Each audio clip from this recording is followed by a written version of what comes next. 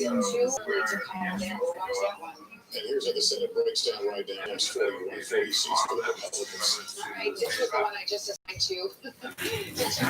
Nebraska projects the winner of Yo, what's up, dude? electoral votes. Do I have that right? That's what it says. Yes. The winning of the congressional district. Left and right.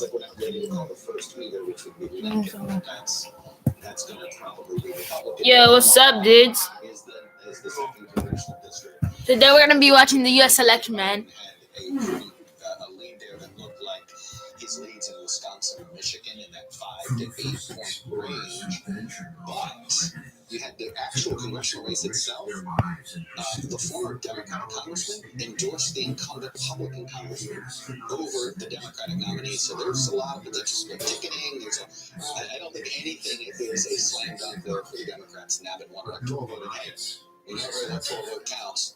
And if you've ever seen those 269 scenarios, this is why Nebraska 2 and Maine 2, and by the way, we have a long way to go in Maine getting their votes, and this vote is same day vote will have some of the bad. I see you turned in extra credit. Andrea, what are you watching in these Senate races we just talked about? I'm looking at Georgia, and we've got 2 Senate races, and now you've got Reverend Raphael Warnock, who we just had an explosion of support. And he's in the runoff now against Kelly Loeffler, who is the incumbent, the incumbent. That really is a much better looking race for him. And the runoff that will be January 6th against Northwest Doug Collins, the strong House member from, you remember, House Judiciary was so strong in the impeachment hearings, really strong. He's had a controversial record, very outspoken, Baker Ginsburg. We're talking about QAnon, so he is not in that runoff. And Reverend Warnock, who comes from Reverend Martin Luther King's church, has just had a really big rise to get into that runoff. The second race is Well, can I just say the importance of runoff? So there have been 2 Senate runoffs this century, or 2 Senate runoffs since you're not going to cover Senate in Georgia. Each time the Democratic nominee was won. They did not have a compelling African American nominee in one of these runoffs in Georgia. And before, it would just, the Democrats ended up just sort of fading at the end. Warnock, and he's not just, this is the pastor at Elkins Church. It is one of those things that both Senate seats stand up in runoffs. That is a huge value add for the Democrats. And I know I've talked to some Senate Republicans who are worried about that nightmare scenario runoff. This is where Stacey Abrams, the work she has done over a number of years, is really listening to Senate. And we have to see what happens. Let's see what the whole Georgia ball of wax looks like before we give out credit yet. David Perdue is the incumbent against Asa for John Asa for the next recent. We'll take a short break and be back with more. We've got cold closing 20.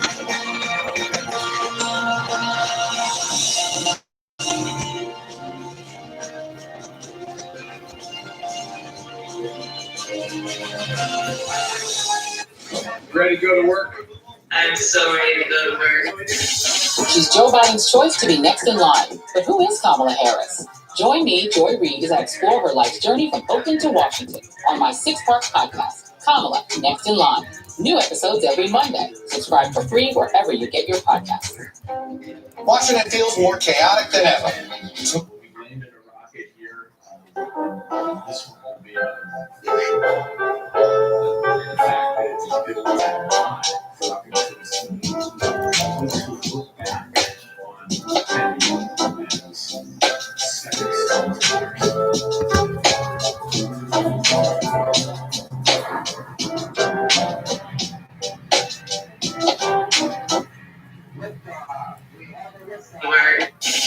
She's Joe Biden's choice to be next in line. But who is Kamala Harris? Join me, Joy Reid, as I explore her life's journey from Oakland to Washington on my 6-part podcast, Kamala, Next in Line. New episodes every Monday. Subscribe for free wherever you get your podcasts. For breaking news in our changing world, download the NBC News app. President Trump and Joe Biden hit the center of this campaign, coronavirus story. The battleground blitz as we enter the final stretch of the 2020 race from every angle. If you were sitting here talking to Joe Biden and President Trump, what would you want to tell them right now? On the ground. The wind standing these flames are expected to last another 24 hours. And in depth. We now have 2 vaccine trials on hold. Should people be concerned? NBC Nightly News with Lester Holt. Good morning. Welcome to Today. We're glad to have you with us. This fall, we're right there with you. Whether you're back to school or back to work, we're keeping you safe. I love being back. Every morning on Today. Police murder of unarmed black men has been an American way of death across centuries. After seeing the most comprehensive police reform bill ever introduced in Congress, I've begun to wonder if now is the time. If now is the time the protesters finally win. The Last Word with Lawrence O'Donnell, weeknights at 10 on MSNBC. Good morning. Welcome to Today. We're glad to have you with us. This fall, we're right there with you. Whether you're back to school or back to work, we're keeping you safe. I love being back. Every morning on Today.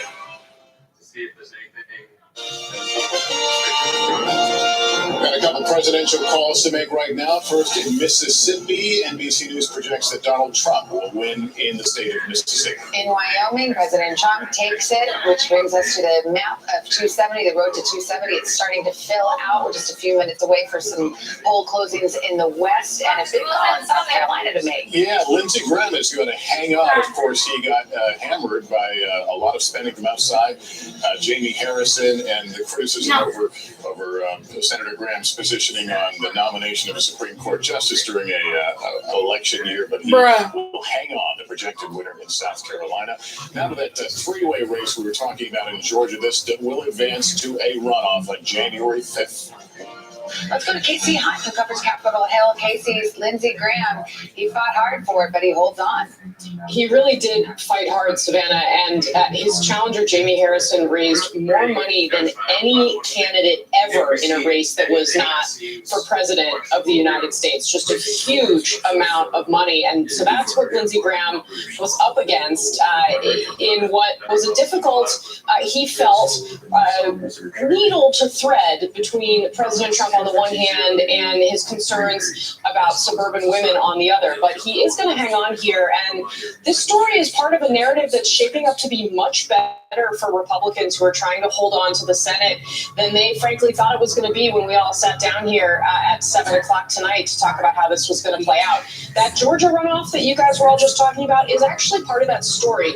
Don't forget, Republicans in Washington really wanted Kelly Loeffler to hang on to that seat. Doug Collins was somebody that's farther to the right. They thought that Raphael Warnock might have a better chance to beat Doug Collins. They've gotten the race that they wanted in that Georgia runoff, and they're still holding out hope that David Perdue could win with 50%. So we are looking like the Senate is all still very much on the line. Again, better looking for Republicans than they thought. Maine is another one to keep an eye on.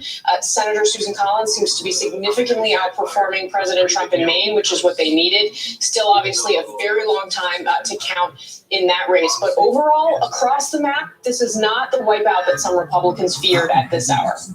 All right, Casey, we'll keep our eye on it. Republicans picked one up in Alabama, but lost one in Colorado. So we'll continue to do the math, crunch the numbers, and keep you posted on that. All right, for those of you in the Eastern and Central time zones, your local news is next. For everyone else, a brief pause as Decision 2020 election night coverage continues here on NBC.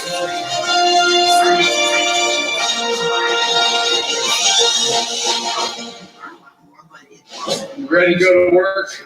I'm so ready to go to work. She's Joe Biden's choice to be next in line. But who is Kamala Harris? Join me, Joy Reid, as I explore her life's journey from Oakland to Washington on my 6-part podcast, Kamala, Next in Line. New episodes every Monday. Subscribe for free wherever you get your podcasts. Washington feels more chaotic than ever. It's my job to ask the tough questions, left and right, and help you make sense of it all.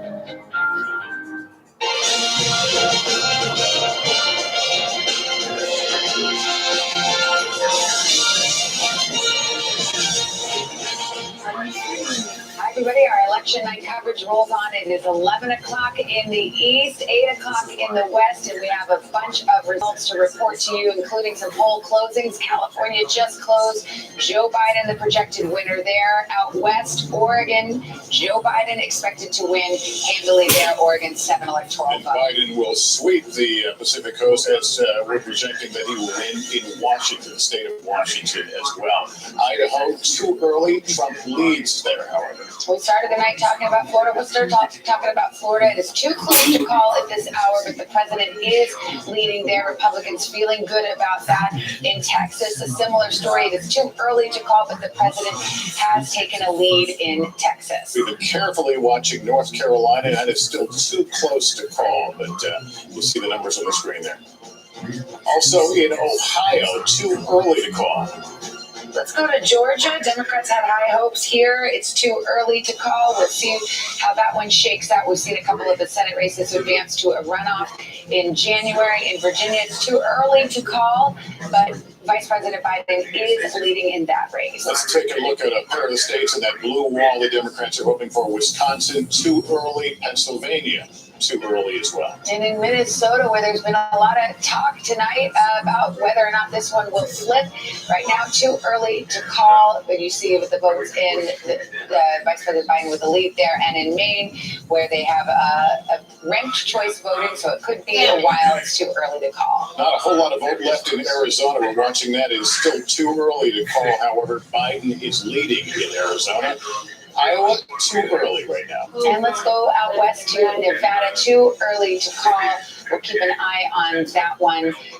Vice President Biden had been leading in polls in Nevada prior to this day. Let's look at the map to 270 starting to fill out in ways that we expected. Chuck, we haven't had a shocker yet. No, we haven't. We think one might be coming, but I just want to update folks on the blue wall on the northern states here, just to show you. Wisconsin looks really tight, 43% in. None of the early votes yet, right? And these are states that we don't expect to see much of the early vote tonight, but I just wanted to show you that. Pennsylvania, another one, just to show you again, it's almost, there's a little bit of early vote. We know some counties are really good, but it's almost all the yellow is to today's vote. So that's something I think is worth letting you know about here. But let's take a look at Arizona. I want to take a look at the states that we're all waiting on here. Didn't mean to be in that county. Here we have maintaining their 200,000 vote lead, waiting for 25% of the state. But this is all early. And, you know, I've had people go, how come you guys aren't calling it? Or that seems to be a big lead. And it's like, we want to see some of today's vote. Right, this is all in the know. We want to see some of today's vote, and I think that's going to be something there. Let me take you to Georgia here, because we're starting to finally get some real numbers in. 62%. We still have a lot of vote in and around Atlanta. All right, just Gwinnett County only 17% reporting. Let's take you to Cal, 24% reporting. Fulton only 43. Cobb 54. So as you see, some of the outer suburbs are reporting in here. So I think we all want to wait to see what does this race look like when at least half the Atlanta vote and the Atlanta suburban vote is in. That's not yet. And just give you a quick update on North Carolina. As you can see, in some of these places, we're still waiting for the same vote. I was at 84% in Greensboro, Guilford County, the last time we checked in on this. But the president's lead has expanded as more of the rural counties come in. I have to say, Jason Miller said that they're going to win the race win the state by 75,000. He thought right now with a 73,000 vote lead. But again, there's a whole bunch of stuff. I think Biden might cut this, but not quite make it. But again, really not good news the way this is going on the Senate side of things. For the Democrats, really good news. Looks like Chuck Toss. All right, who is considered one of the more endangered incumbent senators? Second or third most endangered. Yeah. Okay. Let's get the read on the ground from Philadelphia. That's where Rahima Ellis is. Rahima, good evening. Good evening, Lester. Take a look behind me. You can see red lights, flashing lights from police just outside the City Hall. And they're here because of what is going on here. At the Pennsylvania Convention Center, this is ground zero for the counting of 400,000 ballots that have been mailed in. 350,000 mail-in ballots are going to be counted right on the second floor of this convention center. And one of the things that's so important here in Philadelphia and Pennsylvania is they did not start counting mail-in ballots like some other states until this morning. And they're saying it's going to take them not hours, but days to do it. So far, they've said they've got an army of people doing this, counting about 10,000 an hour. 75,000 have been counted so far. They say they're going 16 to 1 Democrats, but that doesn't tell us how they voted. It just tells us who voted. Why is it so important? This state had been solidly Democrat. Obama won it twice, and then by a surprise, Trump won it by less than 1%, or some 44,000 votes. So that's why people here are saying every single one of those mail-in ballots is important. The other thing that's important is they're going to be counting them not just for hours, but for days, because they've been given a 3-day extension, and so they have up until Friday. Ballots that had been postmarked by today, the United States Postal Service will be delivering those ballots right here for them to be counted up until Friday. And the governor of Pennsylvania has said to everyone, be calm, be patient, and be confident. Every single one of your votes will be counted. It's just going to take some time. Lester? All right, Rahima, thanks. Gotti Schwartz is in Phoenix, Arizona, the aforementioned in Maricopa County, where the action is tonight. Gotti, what are you hearing? What are you seeing? Yeah, Savannah, just a little while ago, we saw a pretty remarkable scene, some ground game, strong ground game during the middle of a pandemic. Right now, we are at a grassroots kind of watch party. You can see this Zoom screen behind me, but just a little while ago, we saw hundreds of cars of these organizers and these Latino-based community groups coming together, dropping off their canvassing gear, and going home and joining this virtual dance party to watch some of those returns come in. They have been working here on the ground in Arizona for over a decade now. And she was just telling me the one with black right here.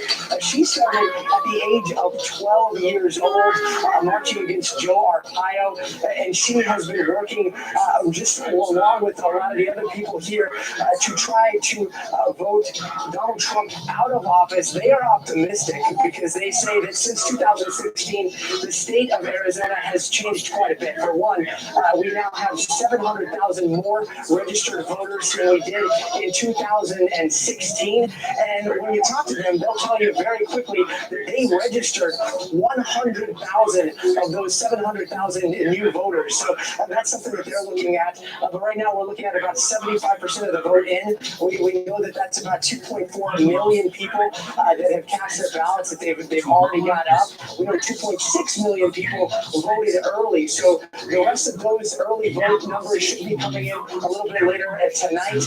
We also know that around Maricopa County, things went off relatively seamlessly today. So those numbers also should be coming in tonight. But at this point, still no clear word on when we could get full results. Guys, back to you. All right, thank you. And we noted a minute ago that California is now falling to the Biden column. Jolene Kent is in Anaheim for us. Jolene, good evening to you. Hey, Lester, good evening. We're seeing the final few voters cast their ballots here in Anaheim at the school district location. Now, what we know from 2016 and earlier even this evening is it was pretty busy, but none of the same long lines that many were expecting. And the reason is because over 1 million ballots were cast by mail, according to Orange County Registrar. So they were able to get those ballots out in October, get them processed. And the reason they were able to process them so quickly and starting to drop those results right now is because of the massive investment the Orange County Registrar has made with taxpayer dollars, millions of dollars invested in new technology to make this possible. Now, Orange County, of course, a long time favoring of moderate Republicans, going for McCain and Romney, then going for Hillary Clinton back in 2016. But what we continue to see is a very smooth operation throughout Orange County. I talked to the Orange County Registrar today, spent the day with him, and he said in terms of fraud and issues with ballots, concerns about ballots. It's only about 1% so far.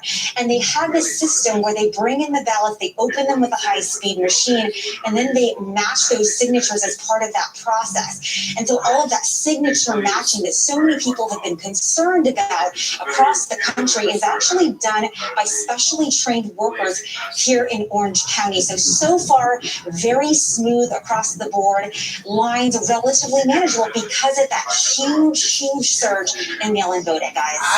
Jolene, thanks very much. With us once again, our NBC News political contributors, Claire McCaskill, former Democratic senator from Missouri, and conservative columnist and editor of National Review, Rich Lowry. Thanks to both of you. Senator, first off, Donald Trump has just been declared the winner of your home state. He's seems to be doing well in Ohio. Does it give you a great concern about the blue wall and Joe Biden's strength as this race seems to be pushing now toward the Midwest?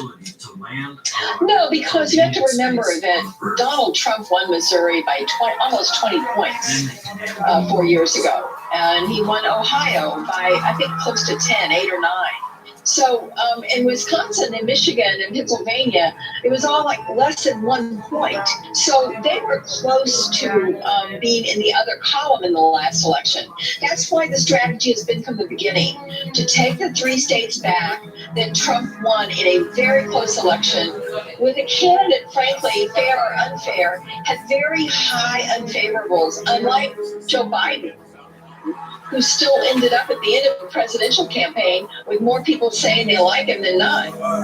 Let's go to you, Rich Lowry. The president had us a path to 270. It requires an inside straight of those Sun Belt states. So far, so good in terms of the results we've seen. However, Arizona might be giving the Trump campaign a few heart palpitations at the moment. How do you see it? Yeah, so the question of this night, Savannah, always was, could Trump get to Pennsylvania? Could it get to the point where Pennsylvania would matter and potentially be decisive? And it looks like he's going to make it there. Even if Arizona falls off the map, he can still win Pennsylvania and get to a 269 tie, which he'd probably win in the House for complicated reasons we don't need to get into right now. We don't want everyone really breaking into the liquor cabinets, bringing up the possibility. But he's getting to where Pennsylvania is going to matter. That seems clear tonight. And also the odds of Republicans holding the Senate, as Chuck alluded to earlier with Tom Tillis, the Republican incumbent, looking better in Pennsylvania, the odds have increased over the course of the night. And even if Joe Biden wins, if there's a Republican Senate, that would mean his legislative agenda would basically be dead on arrival from the beginning. So far tonight, Republicans are feeling pretty good. Andrea? Just a caution flag on Pennsylvania because of that 3-day vote. That was a Supreme Court decision, giving them 3 days to count their early votes, which, as you point out, could not be counted until the polls closed today. They've got 3 days to count that early vote. That's a lot of votes that are out there in Pennsylvania. If this is close, that's going to matter. The president has been complaining about it every single day. At every stop, he's talked about this, how it's unfair, that he's going to have his lawyers out.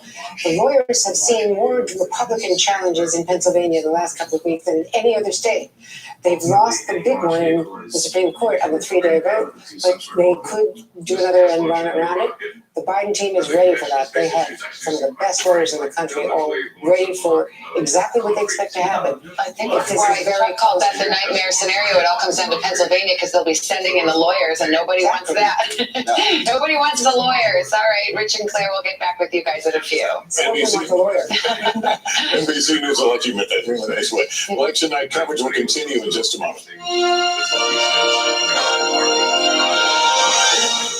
Good morning. Welcome to Today. We're glad to have you with us. This fall, we're right there with you, whether you're back to school What did that say, Wilson? or back to work. We're keeping you safe I love you back. every morning on Today.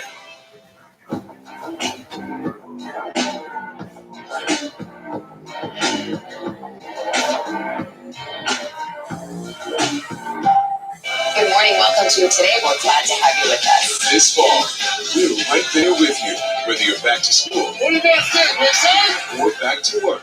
We're keeping you safe I love you back. every morning on Today. Police murder of unarmed black men has been an American way of death across centuries. After seeing the most comprehensive police reform bill ever introduced in Congress, I've begun to wonder if now is the time. If now is the time the protesters finally win. The Last Word with Lawrence O'Donnell. Weeknights at 10 on MSNBC. Ready to go to work? I'm so ready to go to work. She's Joe Biden's choice to be next in line. But who is Kamala Harris? Join me, Joy Reid, as I explore her life's journey from Oakland to Washington on my 6-part podcast, Kamala, Next in Line. New episodes every Monday. Subscribe for free wherever you get your podcasts. A real close-knit group of nurses pulled together with their boss needed help battling coronavirus. You're not just any patient, you're their friend. These folks saved my life. Thank God that there are people who want to run towards a pandemic as opposed to running away from a pandemic. Introducing the MSNBC Daily, featuring written perspectives by experts you know and trust for a better understanding of the stories that matter most. Check out the MSNBC Daily today at msnbc.com. You're watching NBC News Now. We've got some breaking news. Are people there concerned about what impact this could have on the election? It's news made for your streaming world. It's a bigger machine. It's harder to analyze. There's more folks that have to be involved to understand how it's going to as we go through the challenges that we're going to. I'm very thankful for the early days of SpaceX that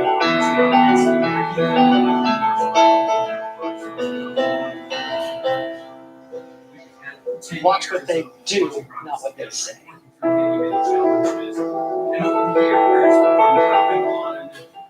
President Trump and Joe Biden hit the center of this campaign, coronavirus story. The battleground blitz as we enter the final stretch of the 2020 race. From every angle. If you were sitting here talking to Joe Biden and President Trump, what would you want to tell them right now? On the ground. The wind standing these flames are expected to last another 24 hours. And in depth. We now have 2 vaccine trials on hold. Should people be concerned? NBC Nightly News with Lester Holt. 24 hours to go before Falcon Heavy attempts its maiden flight.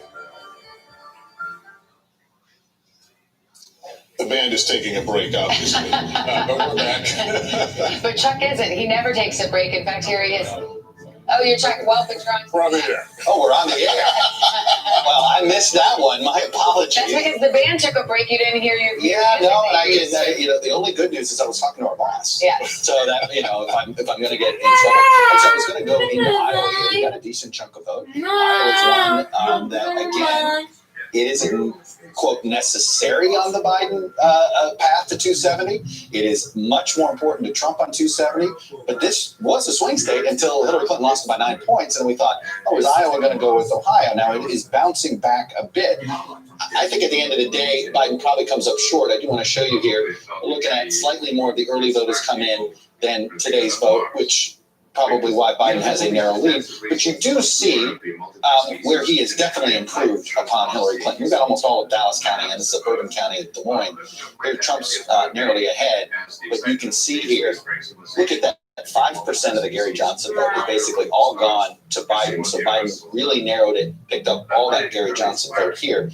But Hillary Clinton lost by 9. And so I've noticed in a lot of areas you see that Joe Biden is improving on Hillary Clinton margins, but I'm seeing them at about 4 or 5 points. Dubuque County was one that we were really interested in because this is a county that Trump flipped very narrowly, and he arguably flipped it because Gary Johnson got 4%. And as you can see here, Joe Biden doing well. Dubuque County is a traditional Democratic county. A lot of union workers over there. This is where Donald Trump overperformed. It's early vote or day of vote? So this is 50-50 right now. We're seeing in Iowa. They've mixed it up a little bit. It's slightly more early vote than same day vote. So look, Iowa's facing up to be fairly competitive, and keep an eye on this because the Senate race and this presidential race will be in sync. The two candidates will be off by a point at best. Okay, all right. Joining us now is Democratic Senator Chris Coons of Delaware at Biden headquarters in Wilmington tonight. Senator, thank you so much for being with us. So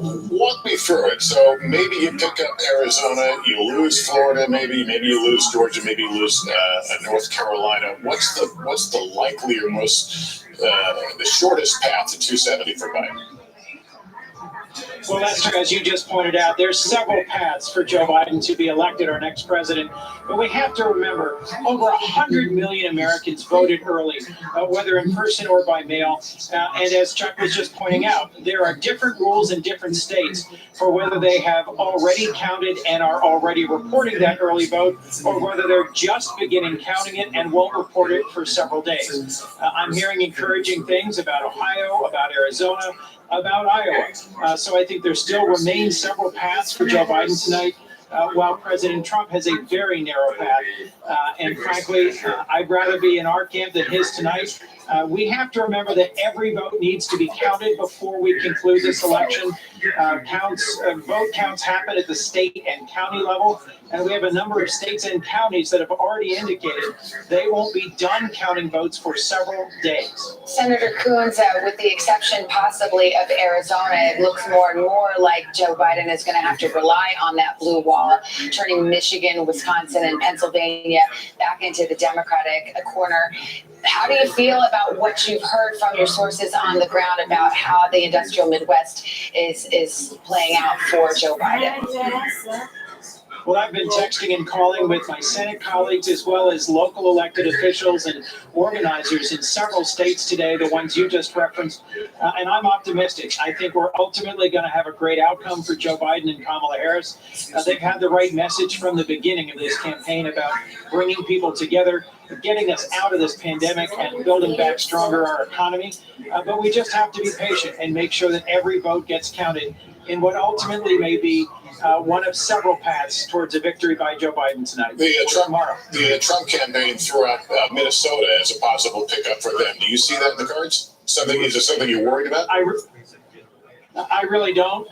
What I'm hearing from Minnesota elected officials I've touched base with is that although Minnesota is a state where you can show up and vote at the last moment, they don't see anything that's happened on the ground today that suggests to them that Donald Trump may unexpectedly take Minnesota. Senator, we say congratulations to you. You won your race. Turns out you also had a campaign to run. But what about what's going on in the Senate? I know Democrats had high hopes of taking back this Senate, but some of the races are not turning out as expected. In particular, North Carolina, Thom Tillis, the Republican incumbent, appearing to do better than many expected. Well, so far I've been encouraged by the outcomes in Colorado and likely in Arizona. I'm sorry for my colleague Doug Jones, who you called to not be reelected, but he's done a great job in the Senate. And I think there's other news tonight that is encouraging in Georgia and in other states, but in several states that we expect to pick up Senate seats in, it is still too close to call. Senator Coons, good to talk to you. Thanks so much for your time. And we will take another quick break here. We'll continue with our coverage right after this. Ready to go to work? I'm so ready to go to work. She's Joe Biden's choice to be next in line. But who is Kamala Harris?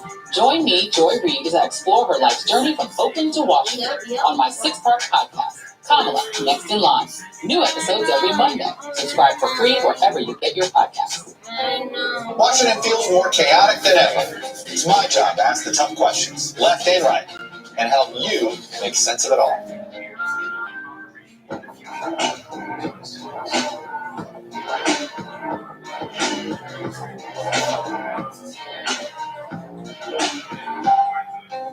Washington feels more chaotic than ever.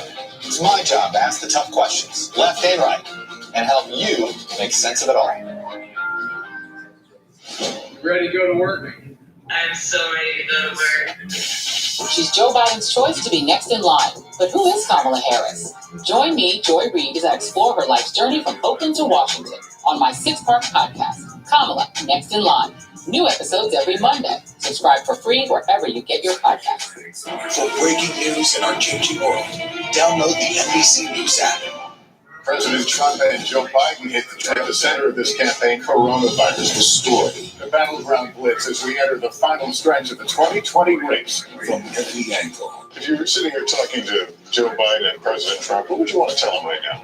On the ground. The wind standing these flames are expected to last another 24 hours. And in depth. We now have 2 vaccine trials on hold. Should people be concerned? NBC Nightly News with Lester Holt. Good morning, welcome to Today. We're glad to have you with us. This fall, we're right there with you, whether you're back to school What do you guys think, Wilson? or back to work. We're keeping you safe. I love being back. Every morning on Today. Police murder of unarmed black men has been an American way of death across centuries. After seeing the most comprehensive police reform bill ever introduced in Congress, I've begun to wonder if now is the time. If now is the time the protesters finally win. The Last Word with Lawrence O'Donnell, weeknights at 10 on MSNBC. Good morning, welcome to Today. We're glad to have you with us. This fall, we're right there with you, whether you're back to school What do you guys think, Wilson? or back to work. We're keeping you safe. I love being back. Every morning on Today.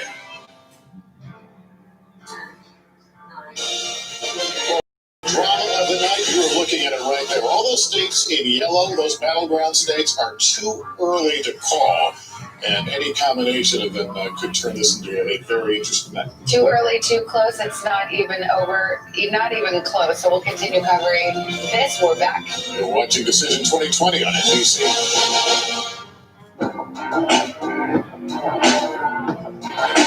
You.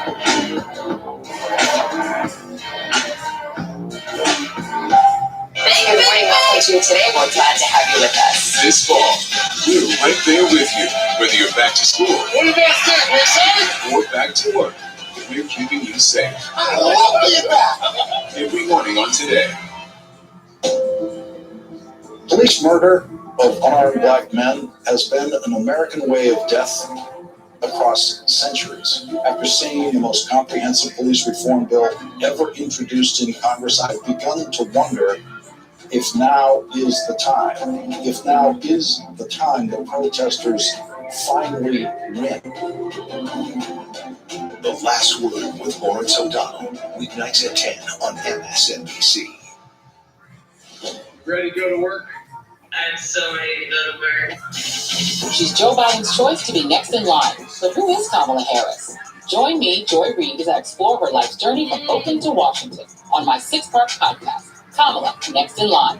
New episodes every Monday. Subscribe for free wherever you get your podcasts. A real close-knit group of nurses who pulled together when their boss needed help battling coronavirus. You're not just any patient, you're their friend. These folks saved my life. Thank God that there are people who want to run towards a pandemic as opposed to running away from a pandemic.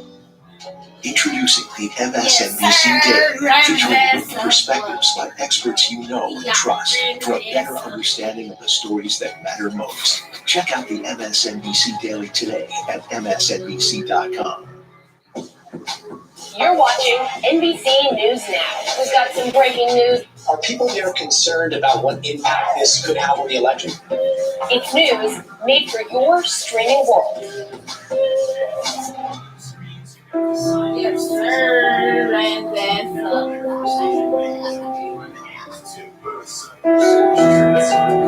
man, eat my booty cheeks up. Eat my booty cheeks up.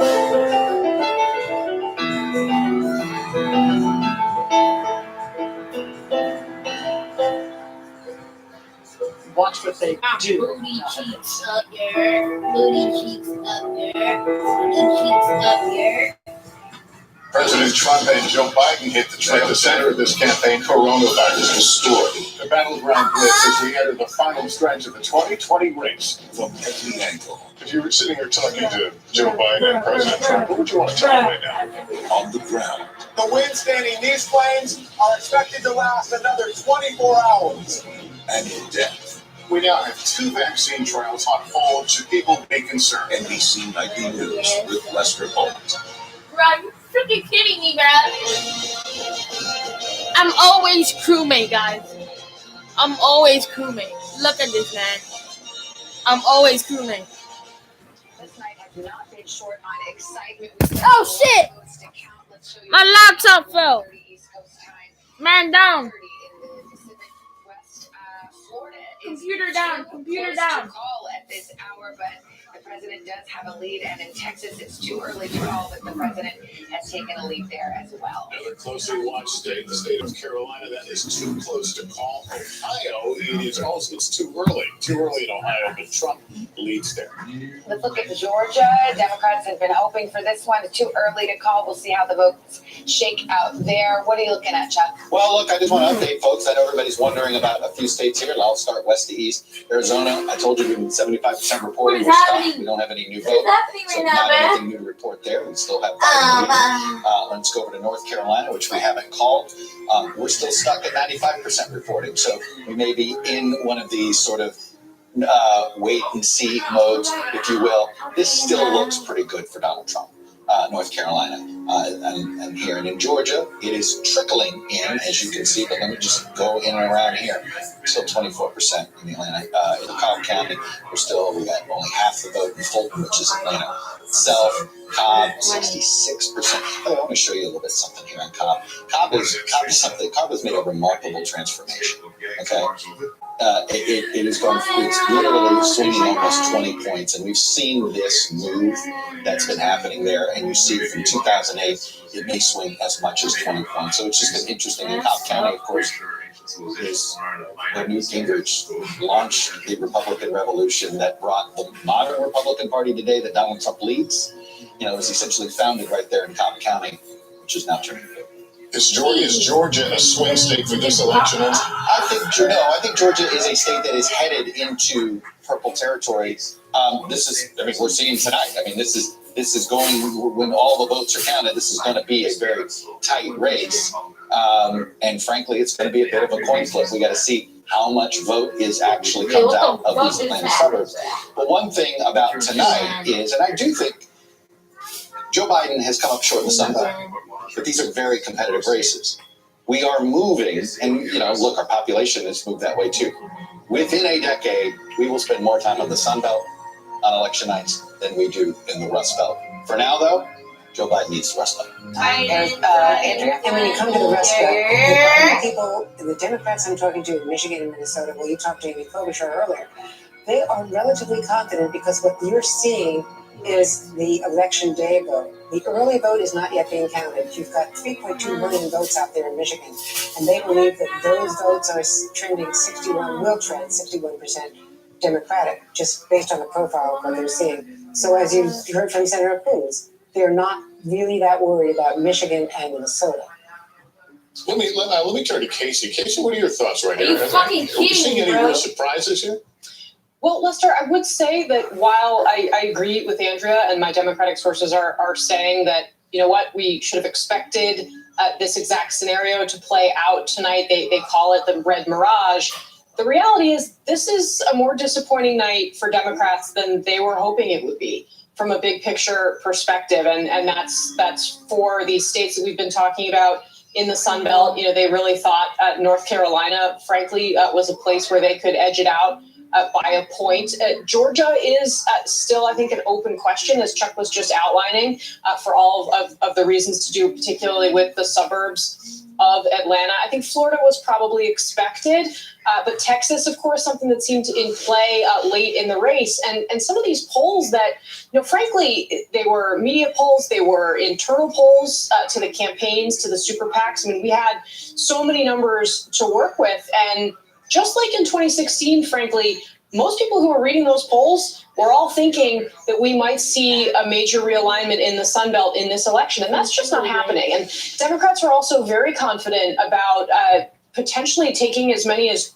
winning back as many as 15 additional seats in the House of Representatives. And instead, they're seeing some surprising losses in places like Miami-Dade County. They didn't pick up a couple of seats in Texas that they were really optimistic about. A congressman in Staten Island, New York, It looks as though he's losing.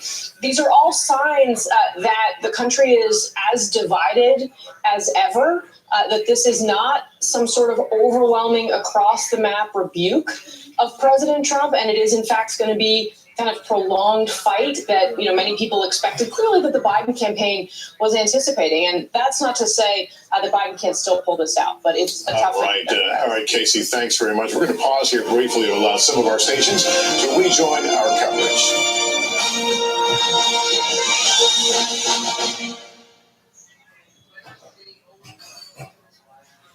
Welcome back. Our coverage of Election Night 2020 rolls on. Many of you are joining us in the Eastern and Central time zones, and we will give you some numbers. Let's start it up. Wisconsin, too early to call.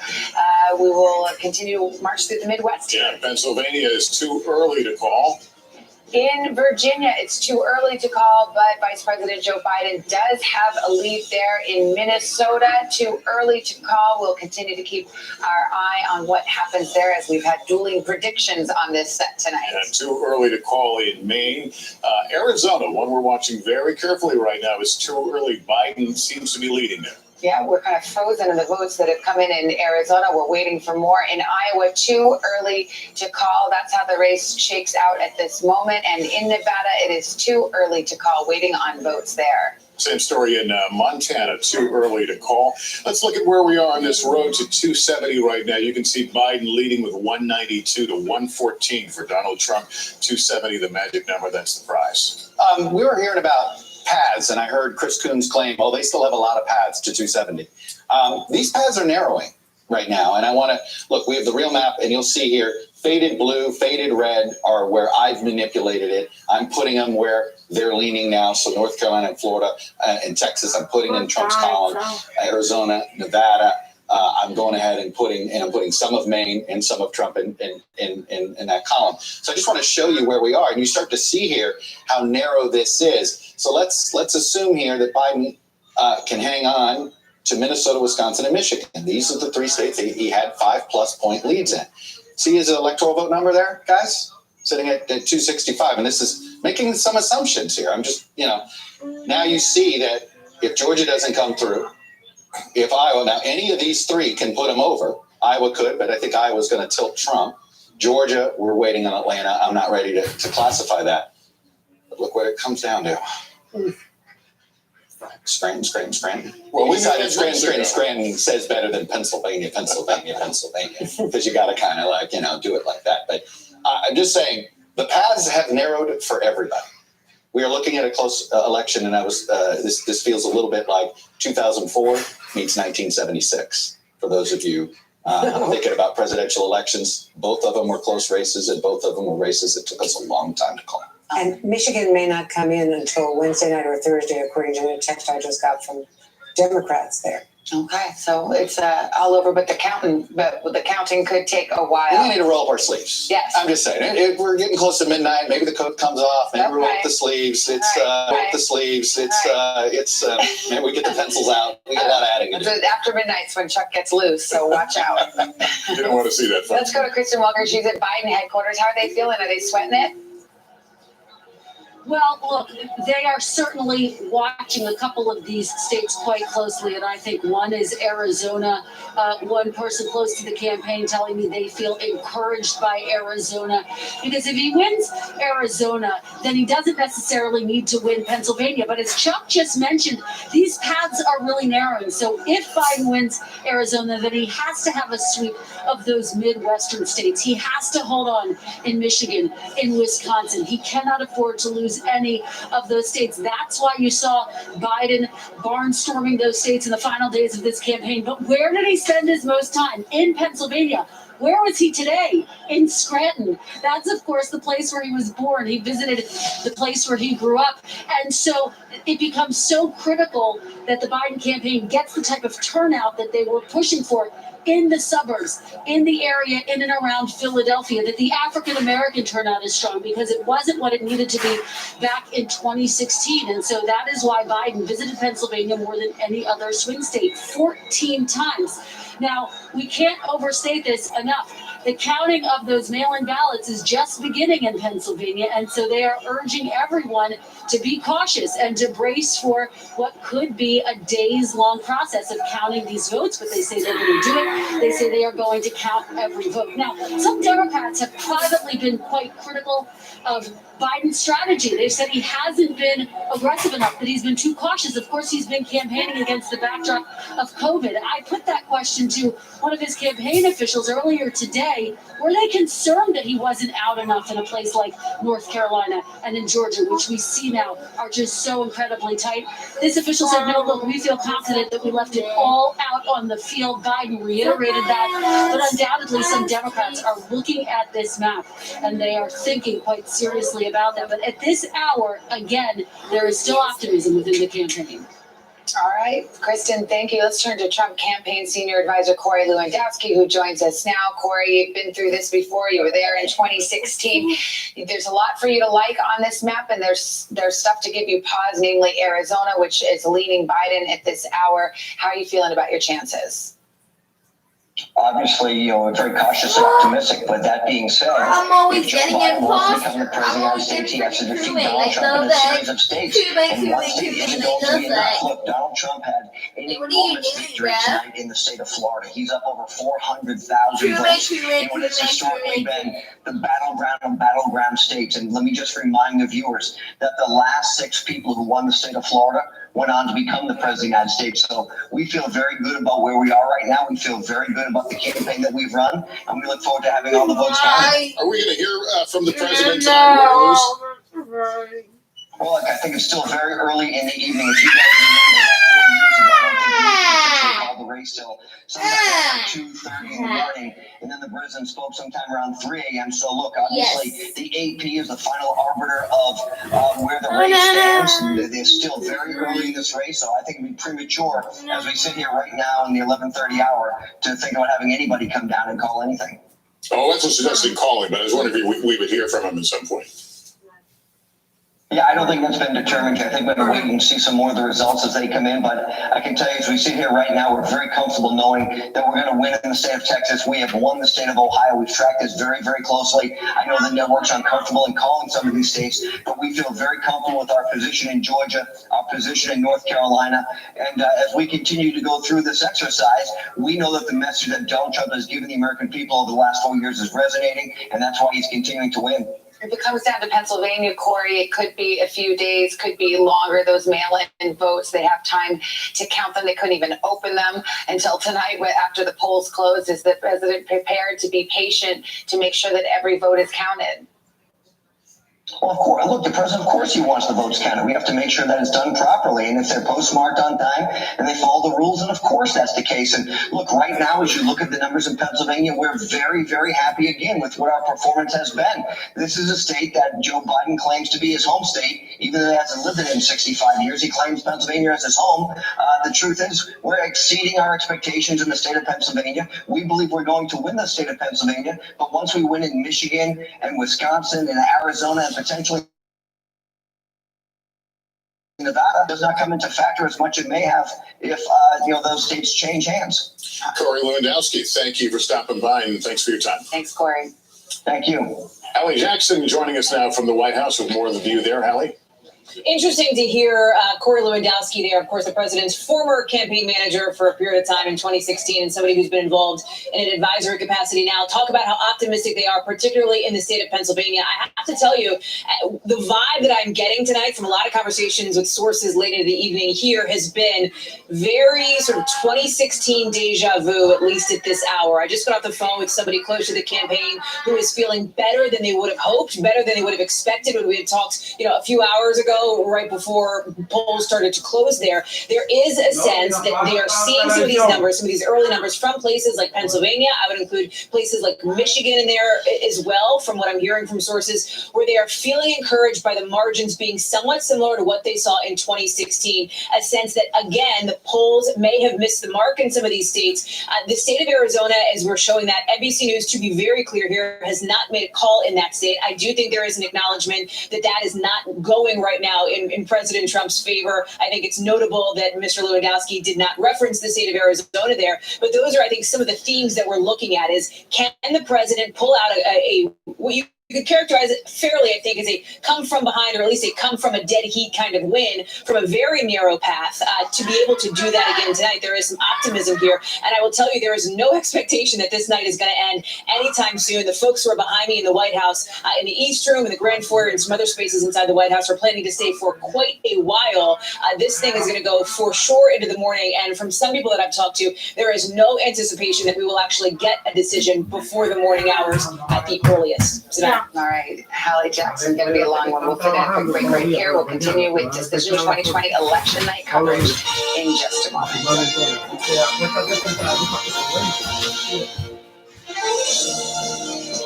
Good morning. Welcome to Today. We're glad to have you with us. This fall, we're right there with you, whether you're back to school. What did that say, son? Or back to work. We're keeping you safe. I love being back. Every morning on Today. Mañana no tengo escuela porque es día de elección. Vamos a hablar. Que ahorita vamos a hablar de quién ganó. ¿Qué me entiendes?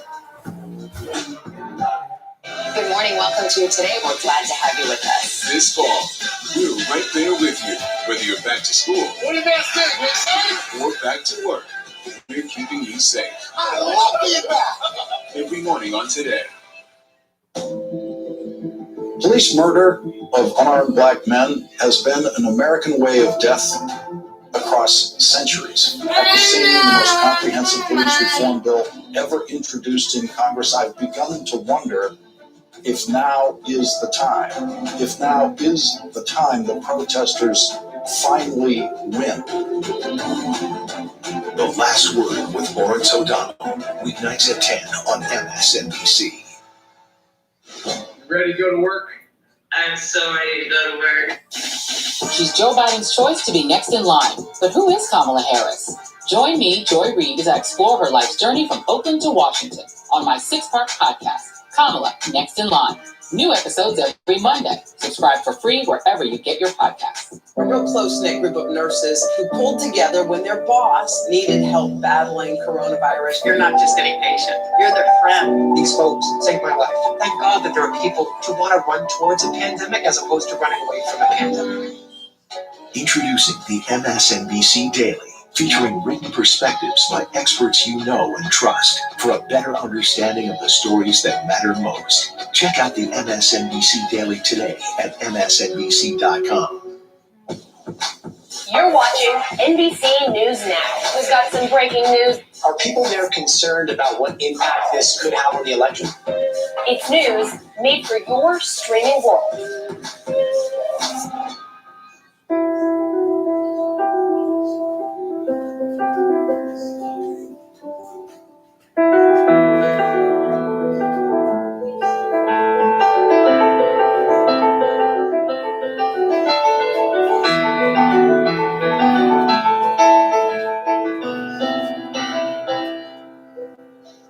Watch what they do, not what they say. Wait, papi. Te amigo. President Trump and Joe Biden hit the center of this campaign, coronavirus, the story. The battleground blitz as we enter the final stretch of the 2020 race. From every angle. If you were sitting here talking to Joe Biden and President Trump, what would you want to tell them right now? On the ground. The wind standing these flames are expected to last another 24 hours. And in depth. We now have 2 vaccine trials on hold. Should people be concerned? NBC Nightly News with Lester Holt.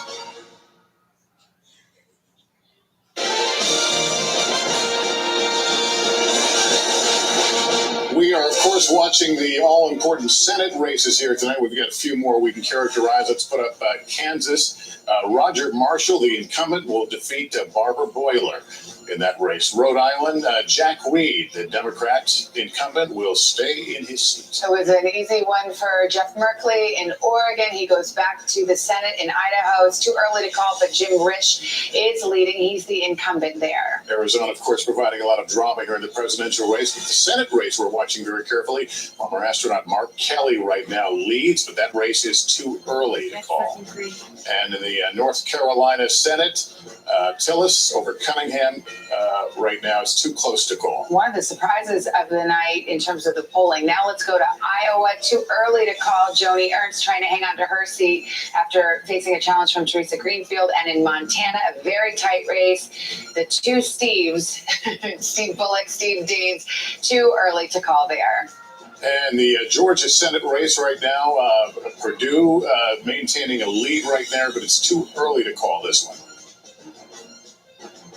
And here's where the Senate stands right now, 43-43. And that brings us to Casey Hunt, who has been doing the pluses and minuses all night long. There have been some disappointments, at least on the Democratic side, in terms of where they thought they might be able to get some pickups. That's right, Savannah. And as the night wears on, Republicans are becoming more confident that they're going to be able to hang on to control of the Senate. And quite frankly, that's not really where things stood when we all sat down earlier tonight. At this point, Republicans are increasingly confident. I know we still have not called the Senate race in the state of Iowa, but Republicans are expecting Joni Ernst to pull that out. That was one that we weren't really watching at the beginning of the election cycle, but what we thought were pretty difficult approval ratings for President Trump. But they're now expecting her to do all right. And that really will narrow Democratic opportunities to take back the Senate in the event that Joe Biden wins the White House tonight or this week or whenever that's going to play out. They would need a net of 3 seats. If Donald Trump hangs on to the White House, they need a net of 4 to take back control. It looks like they're going to win Colorado and Arizona, but there's still a lot of questions about Maine. North Carolina seems to be trending toward Tom Tillis. There are still some outstanding wild cards across the map. So I think it's going to be a while until we really know where this stands. There, of course, is a possibility, and it ends up being a 50-50 split, which, of course, means that whoever controlled the White House would have the controlling vote in the Senate. But again, we have to underscore here, Savannah, this is not the night that Democrats dreamed of. There is clearly an undercounted portion of the electorate that is supporting President Trump that they just didn't expect. And there was overconfidence in the Senate. On the Senate side, there's overconfidence among House leaders. I think that's something really to keep an eye on in the coming days. All right, Andrea. And one of those races that's still out there is Montana, where you've got the sitting governor, Steve Bullock, a popular governor who's taken some tough measures on coronavirus, but has not had much opposition to it. He's running for the Senate. They really fought hard to, Chuck Schumer did, to get him into the Senate race. He did not want to run. Remember, he ran for the presidency briefly. He's running against an incumbent, Steve Gaines. That is a close-fought race, and we have to see late in the day what happens in Montana. We're seeing a quick pattern, by the way, in the Senate races and the presidential, and frankly, we're seeing it in some House races. Everything is blue and red. We are not seeing split ticket voting the way we used to see split ticket voting. We've known that that's been disappearing, but I'm just watching all of these. The Senate nominees and the presidential vote is linking up across the board. We thought maybe in a place like Kansas that had sort of that Senate race had sort of created its own unique personality. Could the Democratic candidate, she's a former Republican, could she win over swing voters? And it's just, people are not splitting their tickets. I know that Sherry Bustos was the Democratic chair of the DCCC. She represents a Trump district. She used to win swing split ticket voters. She's struggling tonight. She may not win. And I think it's this phenomenon. It's red or blue. All right, we'll continue with our coverage, election night coverage, after this short break.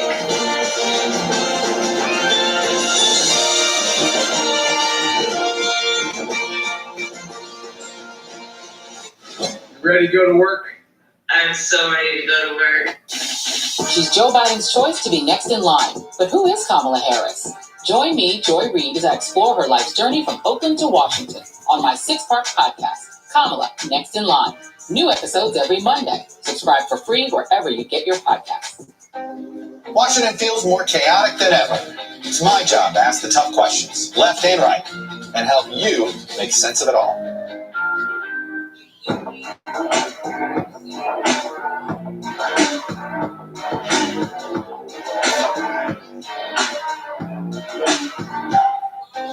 Washington feels more chaotic than ever. It's my job to ask the tough questions, left and right, and help you make sense of it all. Ready to go to work? I'm so ready to go to work. She's Joe Biden's choice to be next in line. But who is Kamala Harris? Join me, Joy Reid, as I explore her life's journey from Oakland to Washington on my 6-part podcast, Kamala, Next in Line. New episodes every Monday. Subscribe for free wherever you get your podcasts. For breaking news in our changing world, download the NBC News app. President Trump and Joe Biden hit the trail. At the center of this campaign, coronavirus, the story. The battleground blitz as we enter the final stretch of the 2020 race. From every angle. If you were sitting here talking to Joe Biden and President Trump, what would you want to tell them right now? On the ground. The winds fanning these flames are expected to last another 24 hours. And in depth. We now have 2 vaccine trials on hold. Should people be concerned? NBC Nightly News with Lester Holt. Good morning. Welcome to Today. We're glad to have you with us. I would Right there go. with you, whether you're back to school I would go. or back But to no, work. not go. We're keeping you safe. I love being back. Every morning on Today. Oh my God, I would Police go. murder of unarmed black men has been an American way of death across centuries. After seeing the most comprehensive police reform bill ever introduced in Congress, I've begun to wonder if now is the time. If now is the time the protesters finally win. The Last Word with Lawrence O'Donnell. Weeknights at 10 on MSNBC. Good morning. Welcome to Today. We're glad to have you with us. This fall, we're right there with you, whether you're back to school What do you guys think? You excited? or back to work. We're keeping you safe. I love being back. Every morning on Today.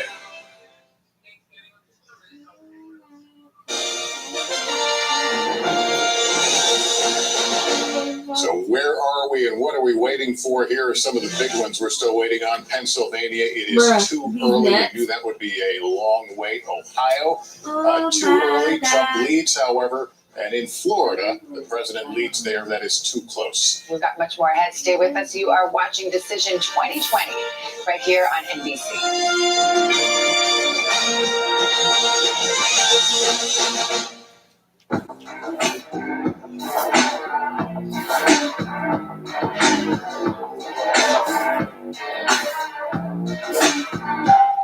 Good morning. Welcome to Today. We're glad to have you with us. This fall, we're right there with you, whether you're back to school What do you guys think? You excited? or back to work.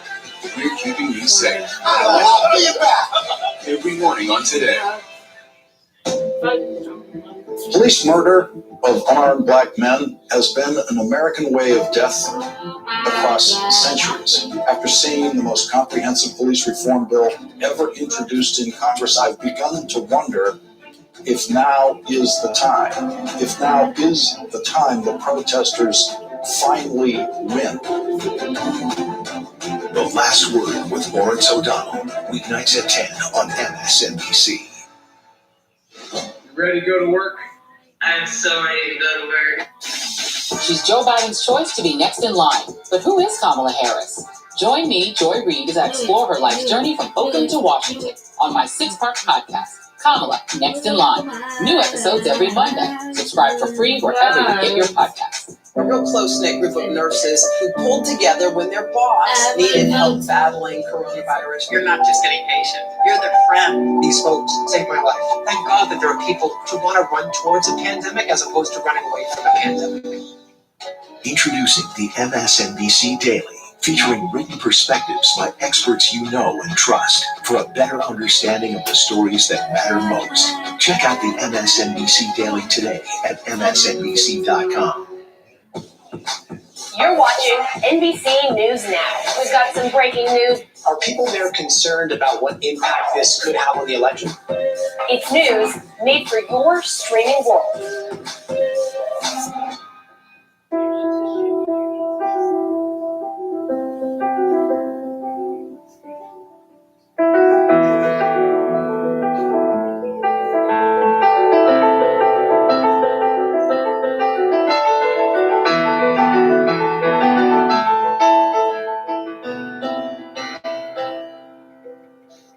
Watch what they do, not what they say.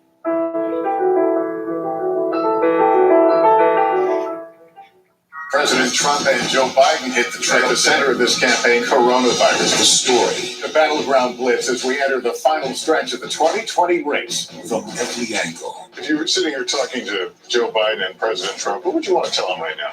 On the ground. The wind standing these flames are expected to last another 24 hours. And in depth. We now have 2 vaccine trials on hold. Should people be concerned? NBC Nightly News with Lester Holt.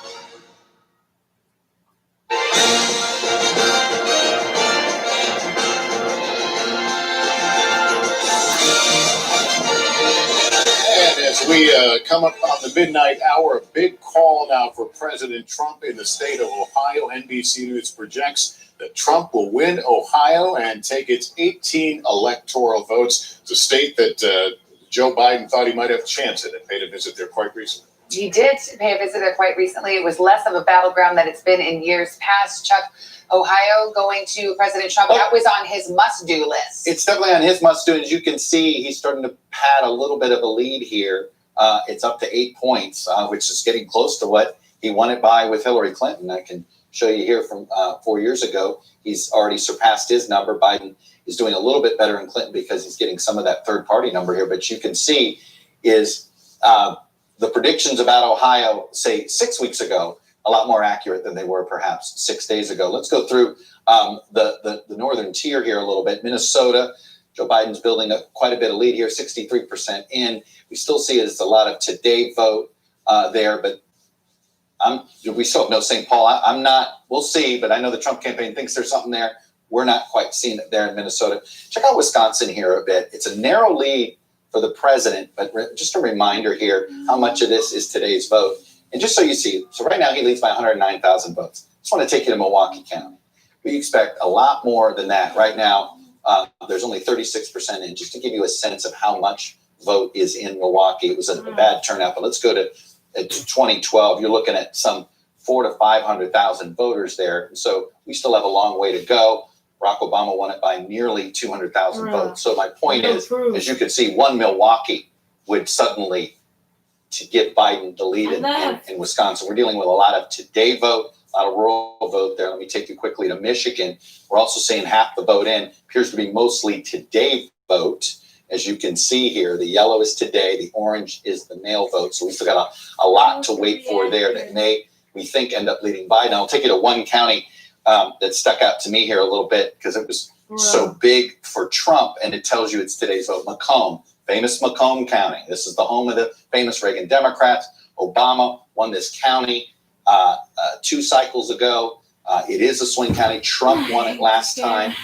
We expect it to be very close, whether it's Biden or Trump. We expect to be close. The point is, this is what you can see. This is today's vote, and what we're waiting on here, obviously, in this county, we haven't got any of the mail vote at all. So it's just sort of a reminder. Michigan, I mean, I don't have any confidence in knowing anything about Michigan before the Today Show. So that's one that's going to be great for quite some time. Wisconsin, I had a source tell me that we may see all that Milwaukee vote before 5 a.m. And we should know, by the way, that today's show is 7 hours away. So we're not talking about hours and hours and hours. Michigan Democrats don't think you're going to see that till Wednesday night. There you go. Okay. Let me go to Casey and circle back to Ohio. What's the significance of that other than putting a lot of electoral votes in the president's column in terms of where this night goes? Well, I think underscoring this idea that the president seems to be matching his performance in 2016 with his performance in terms of percentage of the vote. And that seems to be playing out also in Iowa, according to sources that I'm talking to there.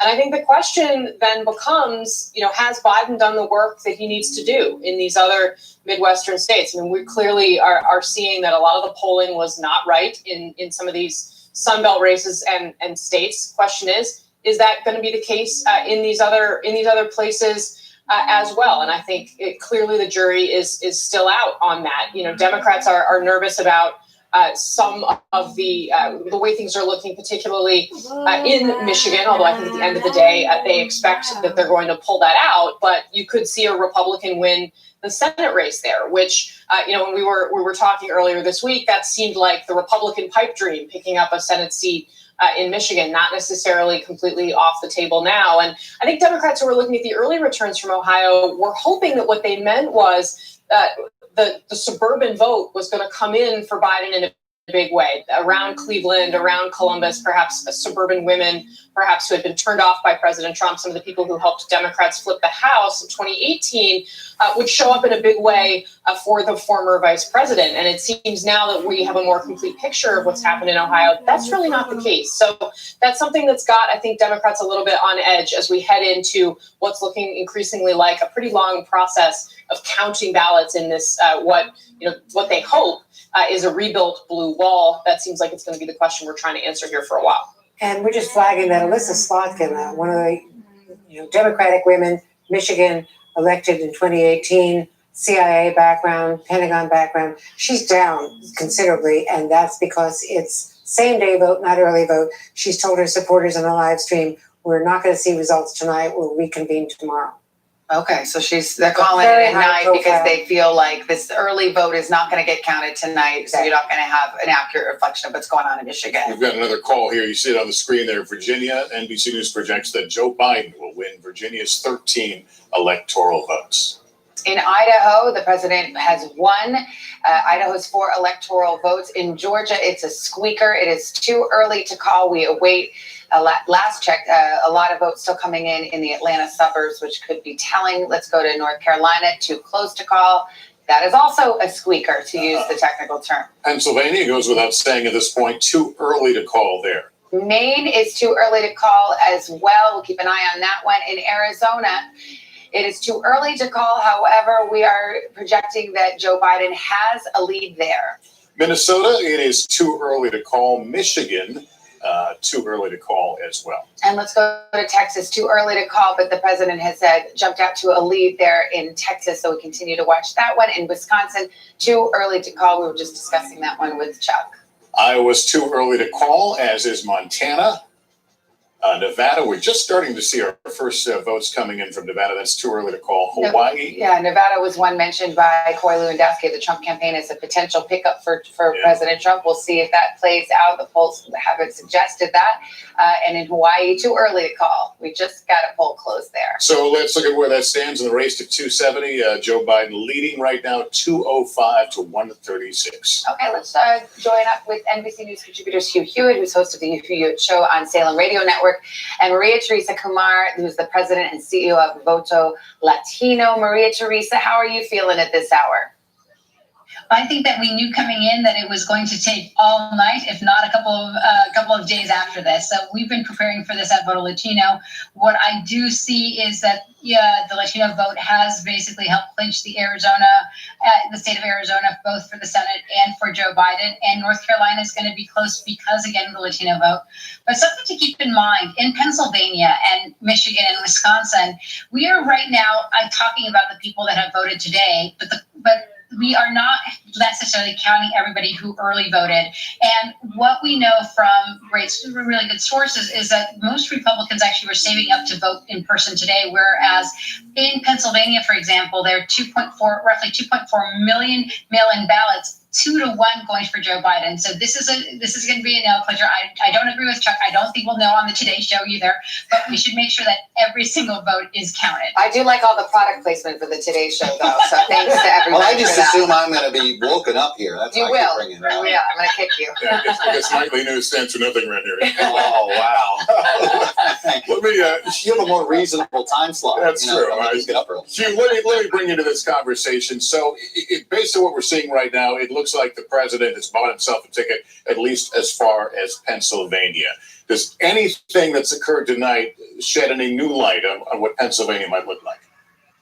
I do want to look over the border from Pennsylvania to Ashtabula, Mahoning, and Trumbull County, which went decisively for the president. To the extent that they are still counting those late votes in Pennsylvania along the spine of Pennsylvania and Ohio, that bodes very well for the president's totals in Pennsylvania. As Chuck pointed out earlier, Ashtabula, Trumbull, and Mahoning are where Joe Biden hoped to reclaim some of the Obama voters, and he did not get them. I think it's a 3-state election, Michigan, Wisconsin, Pennsylvania. I think it's been a 3-state election for 4 years. The good news for the Republicans tonight, it appears that the Senate will be a Republican majority. I don't actually see how, even with a runoff in Georgia, that Democrats can take control of the upper chamber. They've won in Arizona, apparently being Martha McSally. They've won in Colorado, but they've lost Alabama. Susan Collins looks pretty good. And it looks like Nancy Pelosi will be back as Speaker of the House. So all told, the deeply divided cliche is going to be with us for another 2 to 4 years, as no matter who wins, Biden and Trump. And I think it's a coin flip right now. I don't think we know. I don't think anyone can say with certainty. But the president, there certainly is no red wave. There certainly is no blue wave. There is, however, Mitch McConnell sitting there in Kentucky, fairly certain he's going to be running the Senate for another 2 years. All right. Thank you to both of you. We'll check back in. Gabe Gutierrez is in Milwaukee. And what are you hearing there, Gabe? Hi there, Savannah. Well, behind me is where hundreds of election workers are trying to count those absentee ballots that we've been talking about. You just heard Chuck saying we might not hear results here in Wisconsin for the next several hours, and that is what we're hearing from local election officials. Of course, Savannah, you know that Wisconsin is one of those states that does not allow absentee ballots to be counted before Election Day. Well, that process started today. They've been counting about 1,500 to 2,000 absentee ballots an hour. Now, Savannah, President Trump had been trailing here in the polls over the last several weeks, but we spoke to many of his supporters over the last several days, and they insist do not count him out. A message that he's been repeating constantly here in Wisconsin for the last several weeks is that of law and order, and it does resonate with his base here. Of course, Wisconsin, Kenosha, 45 minutes south of Milwaukee, where I am right now. More than 2 months ago, the shooting of Jacob Blake. President Trump has been hitting hard that campaign theme of law and order. Also, another major issue here in Wisconsin is the pandemic. Of course, Wisconsin, one of those states that has seen a surge in cases. About 85% of the COVID hospital beds in the state remain full. Certainly, it's a major issue for voters here in Wisconsin. And we spoke with supporters of Joe Biden who came to vote this morning that said for them it was the critical issue. But again, also the economy, also top of mind here in Wisconsin, of course. But we are awaiting those results, Savannah, now with the race shifting. Like it has, and more attention now placed in Wisconsin. We're expecting those results in the next several hours, possibly by 5 a.m. Savannah? All right, Gabe, thank you so much. I was just looking over at Chuck because I wondered if anything's shaking in Well, Georgia. I saw another news organization seemed to be indicating some movement toward the Democrats, and I just haven't seen it yet. So I'm just We're still waiting for that vote in the Atlanta. Still waiting. I mean, literally, Atlanta hasn't moved. What do we've added 1 percentage point in Arizona in the last hour in trying to get votes. So we are in that period of time where it's going to trickle in now, rather than maybe, like I said, I do expect that one. I was told we were going to get this one giant dump of Milwaukee vote, but late tonight. So that is something worth staying up for. So put the pot of coffee on. My son was just asking me, why is everything too early to call? It's after midnight. I'm like, why aren't you in bed? Actually, it feels too late to call, but I know what he means. Can't say the words Yes, too early exactly. anymore. We're like, wait, it's late. That's what he keeps saying. Ask him why he's up so late. That's what I did. That was my response. Well, Tom Brokaw's up, NBC News senior correspondent, veteran of more than a half-century of presidential elections. Tom Brokaw joins us. Tom, great to see you. Give us your observations of what we're seeing and versus what a lot of expectations were going into this night. You know, I've been covering presidential politics in this country since 1968, and I've seen a lot of changes. I have never seen the country as deeply and sharply divided as it is now. And it's the second cycle of this kind of division, with President Trump surprising everybody the first time, and fair to say, surprising everyone a second time with his strong showing. I think he made a very clever move in the last couple of weeks, in which he said to the country, go back to work. It's time to get the economy going again. The COVID, we're close to getting that solved. So you can go back and earn some money and get your business going again. I think it helped him a lot, frankly. People were wanting to hear that. I also think over the course of the last year, there's been some difficulty in, if you will, in the country about police shooting black people under circumstances that were indefensible. And at the end of the episode, there were a lot of white people who were supporting the black demonstrators until the black demonstrators kind of lost control. And they were not just demonstrating anymore. They were going into streets and they were robbing stores and they were tipping over cars, and it went on most of the summer. How much of that had to do with it, I'm not sure. But it was a long way from Dr. King, who was so successful with a program of nonviolence So how that played into all this, I don't know. But I think in the last couple of weeks that Trump made a very clever move by saying you can go back to work. He's dead wrong. COVID virus is going to get worse, not better. And in fact, this country is going to be under the very dark cloud of that for the foreseeable future. So however this turns out tonight, we've got a lot of things to worry about in this country. And the only way we're going to get them resolved is to find a way to work together. We are confronting a lot. Of course, there was a lot of peaceful passion in the streets. Tom, thanks. And we should note that while some important things have gone Donald Trump's way, this is we are not. No one's near 270 right now, so a lot to cover. A lot of votes to be counted yet. Break now. Decision 2020 election night coverage continues in just a moment.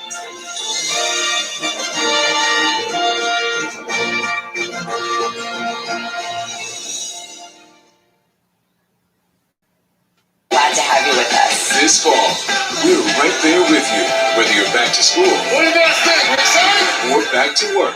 We're keeping you safe I love being back. every morning on Today.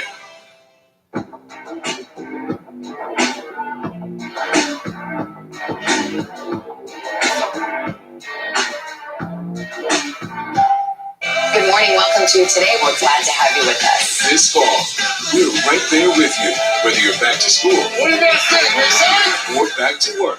We're keeping you safe I love being back. every morning on Today. Police murder of unarmed black men has been an American way of death across centuries. After seeing the most comprehensive police reform bill ever introduced in Congress, I've begun to wonder if now is the time. If now is the time the protesters finally win. The Last Word with Lawrence O'Donnell, weeknights at 10 on MSNBC. You ready to go to work?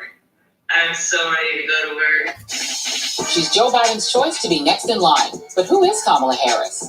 Join me, Joy Reid, as I explore her life's journey from Oakland to Washington on my 6-part podcast, Kamala, Next in Line.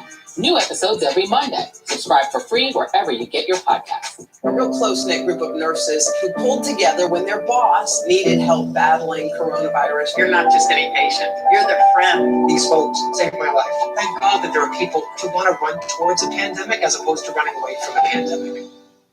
Introducing the MSNBC Daily, featuring written perspectives by experts you know and trust for a better understanding of the stories that matter most. Check out the MSNBC Daily today at msnbc.com.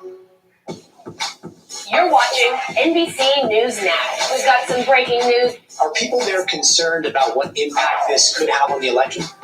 It's news made for your streaming world.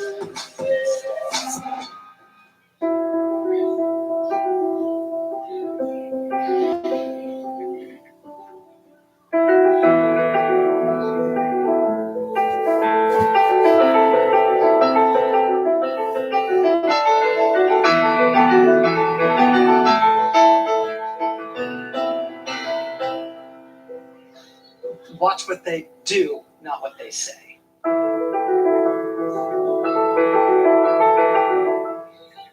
President Trump and Joe Biden hit the trail. At the center of this campaign, coronavirus, the story. The battleground blitz as we enter the final stretch of the 2020 race. From every angle, If you were sitting here talking to Joe Biden and President Trump, what would you want to tell them right now? on the ground, The wind standing these flames are expected to last another 24 hours. and in depth. We now have 2 vaccine trials on hold. Should people be concerned? NBC Nightly News with Lester Holt.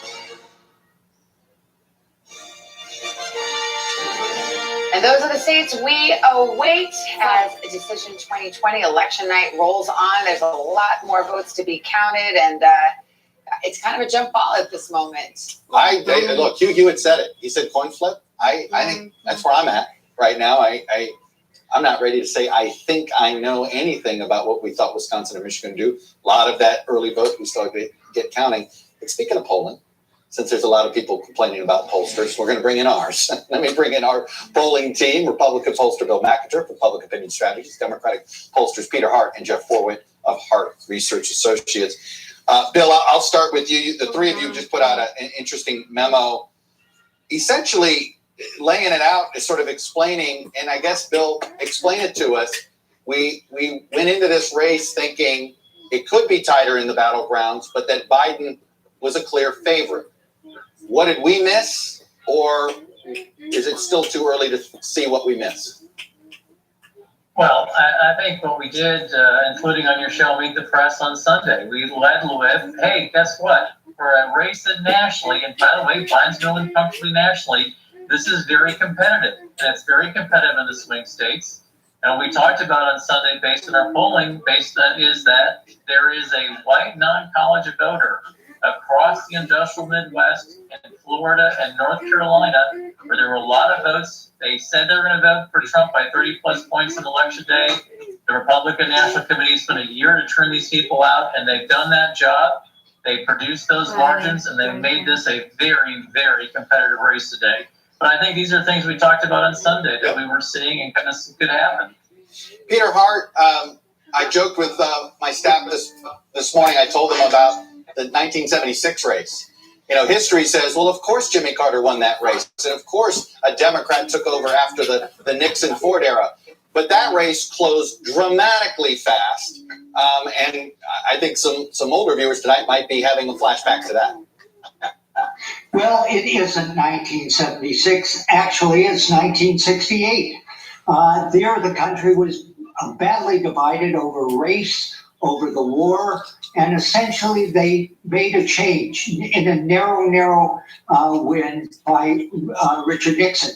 I think this election is very much the same. Voters are going to narrowly make a change, but you're going to have to wait and see at this stage. No, there's no doubt. Jeff Horwitz, answer the critique of the polling community. And I've been making it clear to folks internally that I think the problem are these public state polls that sort of, you know, maybe besmirch the reputation of quality national polls or others. But it does seem as if these state polls massively misled us. Yeah, well, I think we rightfully so as an industry need to be judged by the results, and we will, and that's important. I do think it's important right now to keep perspective. We have talked about how this election is being decided two ways, one on election day and one with voters who voted earlier by mail. And those votes in places like Pennsylvania are in many places are yet to be counted. So we should be judged. We should be looked at that. But there are two numbers that are important here. One is that Joe Biden is leading nationally by over 1.1 million votes, and that about 1 in 4 votes have not yet been counted. So I think it's important to make sure that we are looking at the industry as a whole and how the results come in. But also, as we talked about, it's important to be patient, make sure the votes are counted. And at the end of the day, look at the end of the days when we're done with it, know who the winner is and have all the votes counted to look at the industry and see how we're done. Bill McIntyre, do you have a theory on what we're seeing in the Sun Belt and why the polling basically seemed to be, I don't know, anywhere from 3 to 5 points in air towards the Democrats?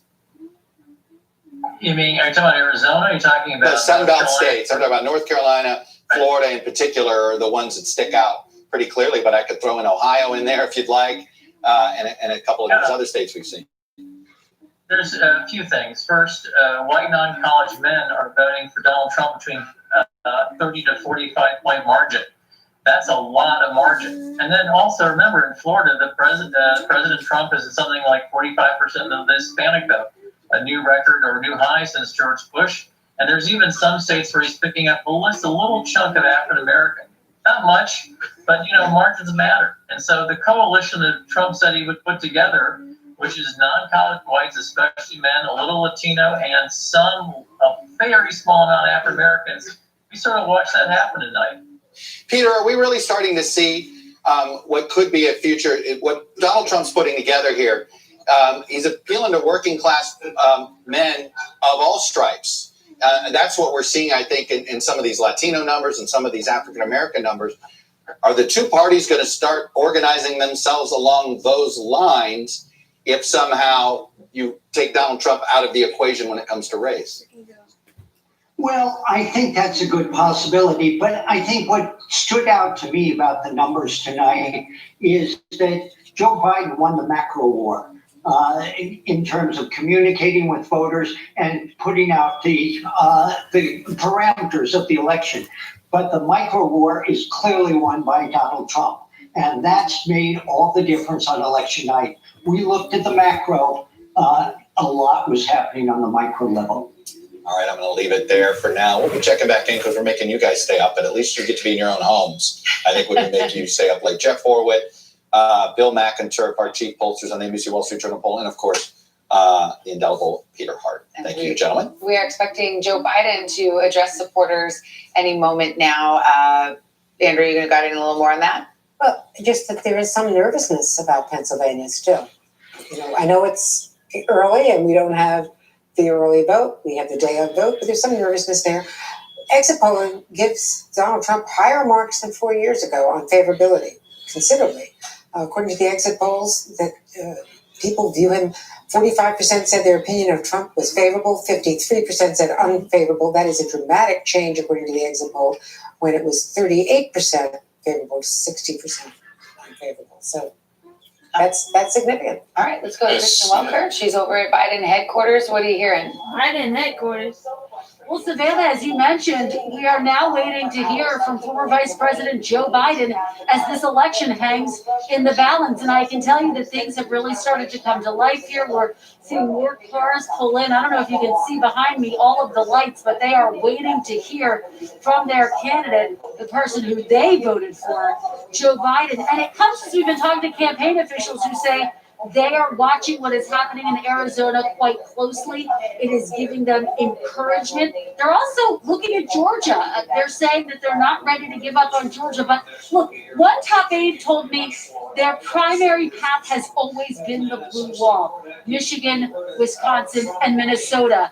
And another aide saying they are still confident that they're going to carry those three states. So look, if Biden is able to pull off a win in Arizona, then if he sweeps those Midwestern states, he doesn't need to win Pennsylvania. On the other hand, if he comes up short in Arizona, then he would need a victory in Pennsylvania. And that's part of why he spent so much time in Pennsylvania, even making stops there today, fighting for every last vote. So you see there the motorcade, Savannah, heading from Joe Biden's home, heading here. We anticipate to speak. We expect to hear from him within the next hour or so, as early as 15 minutes, depending on how quickly he can get here.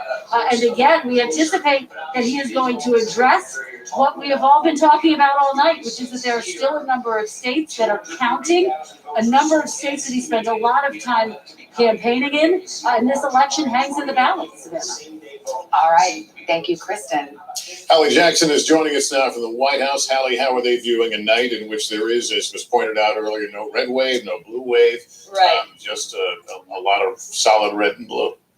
And a lot of, I would say, coffee and Red Bull probably less, because I think that's where this night is headed. It seems. I can tell you that when it comes to a state that Kristen is talking about, Arizona, a state where the Biden campaign is feeling pretty good based on the numbers, there is immense frustration inside the president's orbit that some networks, not our network, but another network, has appeared to have called the race for Joe Biden there. Again, not our call. I want to be very clear about that, but you are seeing a lot of consternation. There is a sense among some folks in the president's orbit that it is too early to make that call at this point, but they are very engaged, watching these numbers extremely closely in Arizona. Why? Well, because if in fact this lead that Joe Biden holds, and again, I want to stress, we have it projected. It's too early to call right now, according to NBC News. If the lead holds, though, it does narrow the president's path to victory. And that is something that is really important for the president and for the campaign that they're looking at. Obviously, Georgia is still outstanding. And then those blue wall states that we're talking about here, some optimism that we're hearing about in places like Pennsylvania, in places like Wisconsin, actually, which is kind of interesting. That is a shift, at least from the conversations I've had from this morning to tonight. I think the sense earlier in the day was that they didn't think that Wisconsin was going to be potentially a good state for the president, but based on some of the numbers that they're seeing come in, that seems to have shifted. I will say, as we get ready to hear from former Vice President Joe Biden over in Delaware, we really haven't heard much from President Trump at all. He has not tweeted, at least at last check, about 45 seconds before I came on the air, since the polls closed earlier this evening in some of those first states, it is possible that we could hear from him here at the White House. He has a number of supporters here, family members, cabinet officials who are in the White House behind me. But other than, some indications that he may speak, we don't have anything definitive of when we might hear from President Trump. I think that Corey Lewandowski referenced that the decision had not been made yet. And I can tell you that when I asked one person close to the president earlier, just a couple of hours ago, if he would speak, the answer was, well, if he wants to, he will. And if he doesn't, he won't. It's always up to the president, as we often see in these instances, guys. And Hallie, this is probably a good time to point out, as you point out, that sometimes there's differences in what's being reported out there.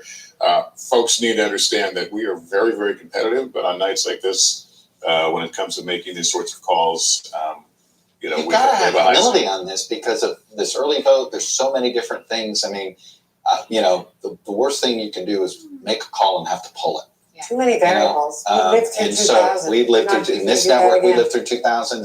We had to pull a call. Nobody likes to pull a call like that. So our guy, John Lipinski, he said, I'm not rushing anything. If other news organizations want to race, good luck, because you're going to, you could fall on your face. Just thought it was a good moment to get that out there. Folks understand that. So let's bring in Casey.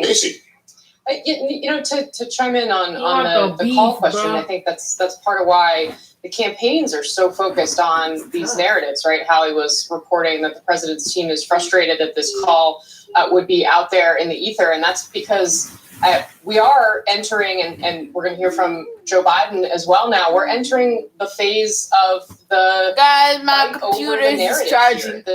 We are heading into, my sources on both sides acknowledge there's a live stream on NBC, you could watch it. Battle over counting votes. This is the NBC live stream. We will see if this comes down to a single state or place, or NBC, if once we start to see the counting of the absentee and early votes in these states that aren't used to doing it on election night, it becomes more clear, comes into focus, potentially Joe Biden holds that blue wall and the conversation changes. But the president has been pretty straightforward about raising questions about counting the votes, the way that he has framed how he is going to pursue potentially trying to stop vote counting, etc. in some of these places. I mean, he has not held back from that. And the Biden campaign knows that this is very important. I mean, they have been talking to reporters for months about what a quote unquote, they often refer to it as a red mirage, what it might look like if it seems as though President Trump is ahead here, but what really needs to happen to put Biden in the lead is the steady and